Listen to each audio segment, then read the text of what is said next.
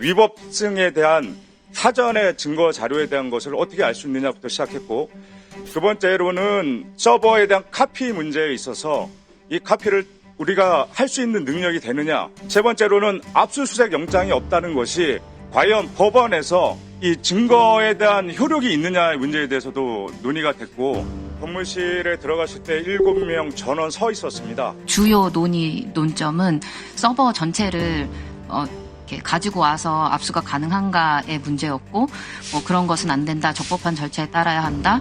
그리고 뭐 포고령 위반을 한 행위도 아닌데 포고령 발령 전 행위를 이유로 압수 등 수사를 해서는 안 된다. 그리고 압수 절차 등을 하기 위해서는 최소한 범죄 혐의를 특정해서 정치적인 이권 등 그런 절차를 따라야 한다라는 것이 주요 논의였습니다.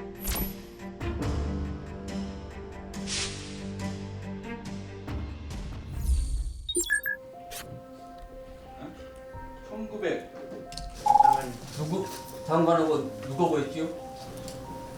오늘 이 자리는 앞으로는 정말 1처장, 지난 4일 새벽 1시에서 2시경에 방첩사의 영위관급 법무관을 찾아서 포고령에 근거한 상부의 명령에 따라 선관위의 서버를 복사하는 것은 적법한가? 복사가 안 되면 통째로 들고 나와도 되느냐?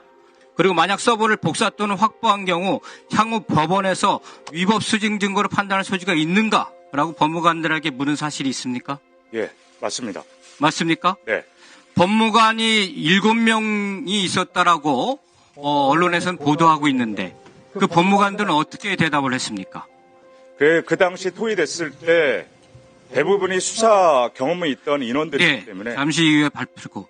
예. 그러면은 선관위 서버를 복사하고 통째로 들고 나오고 이 지시는 누가 내린 것입니까? 지금 여인영 사령관께서 저에게 구두 지시하였습니다. 확실합니까? 확실합니다. 그리고 그 외에 그 지시 외에 이것이 위법 수직 증거로 판단할 소지가 있는가는 정성호 처장의 생각이었습니까? 예, 그렇습니다. 그리고 법무관들의 의견들은 강력한 반대였다라고 얘기를 들었는데 사실입니까? 예, 법무실에 들어갔을 때 7명 전원 서 있었습니다.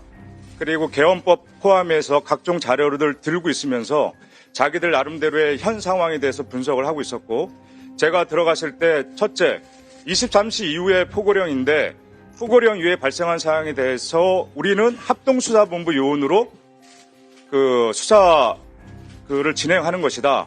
근데 위법성에 대한 사전의 증거 자료에 대한 것을 어떻게 알 수 있느냐부터 시작했고, 두 번째로는 이 음영, 필요시 상황 변화 시 서버에 대한 카피 문제에 있어서 이 카피를 우리가 할 수 있는 능력이 되느냐. 왜냐하면 수사관들은 그동안에 이 법적 절차에 대해서 수많은 교육을 받았습니다. 세 번째로는 압수수색 영장이 없다는 것이 과연 법원에서 이 증거에 대한 효력이 있느냐의 문제에 대해서도 논의가 됐고, 또 다른 의견으로 법무관의 의견을 주는 것은 어떠한 합수본부가 계속되지 않은 가운데 진행되는 이 절차 전반적인 것에 대해서 다양하게 위법성에 대해서 논의했습니다. 1처장의 지시, 중앙선관위 관련된 지시를 받고서 신문에도 나오고 오늘 얘기도 있었지만 우리 실장 포함해서 법무관이 몇 명입니까? 7명입니다. 반대했죠? 네. 이유가 뭐죠? 적법한 절차에 따라서 이루어져야 된다는 것이 주요 이유였습니다. 합수단이 구성 안 됐죠? 네, 합수당 구성까지는 제가 잘 모르던 부분이었습니다. 왜 몰라요? 1979년에 그 비상계엄 때 계엄 공고로 합수단 구성이 떨어져야지 되는 거예요. 네. 그리고 네. 그리고 합수단의 단장을 대통령 혹은 국방부 장관이 임명을 하도록 돼 있어요. 맞습니다. 검사령관의 추천을 받아서 이런 절차가 없었죠. 네, 없었던 것으로 알고 있습니다. 그러니까 다른 모든 걸 다 떠나서 지금 합수단의 이름으로 가서 수사 목적에 어떤 중앙선관위에 가서 영장 없이 서버의 내용들을 압수한다든지 사람을 체포한다든지 할 수가 없는 겁니다. 맞죠? 네, 그것은 맞지만 당시 논의했던 것은 뭐 압수단이 뭐 설치되고가 아니고 주요 논점은 서버 전체를 이렇게 가지고 와서 압수가 가능한가의 문제였고, 뭐 그런 것은 안 된다. 적법한 절차에 따라야 한다. 그리고 뭐 포고령 위반 행위, 그러니까 위반을 한 행위도 아닌데, 그래서 포고령 발령 전 행위를 이유로 압수 등 수사를 해서는 안 된다. 그리고 압수 절차 등을 하기 위해서는 최소한 범죄 혐의를 특정해서 정치적인 이권 등 그런 절차를 따라야 한다라는 것이 주요 논의였습니다. 그리고 이렇게 위법하게 증거를 수집하게 되면 위법한 수집 증거가 되면 물론이고 그러한 행위를 한 인원들이 처벌받을 수 있음을 이야기하였습니다. 기관들의 정직하고 정의로운 그러한 직원에 대해서 경의를 표합니다.